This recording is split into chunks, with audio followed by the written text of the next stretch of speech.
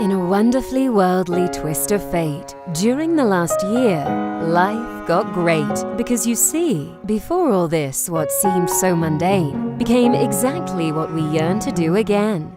We started missing getting caught in the rain and that stuffy, overcrowded office train, or clearing security to board a plane. Life got great.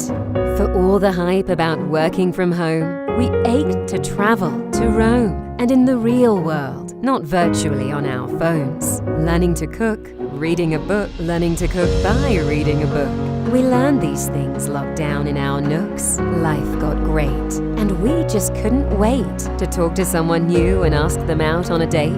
Maybe fall in love over an untouched plate. Yes, life got great when your everyday things are your favorite things. Life is great when your everyday sip is your favorite cup. It's even better. A great life deserves a great tea. Ceylon tea, the finest tea in the world.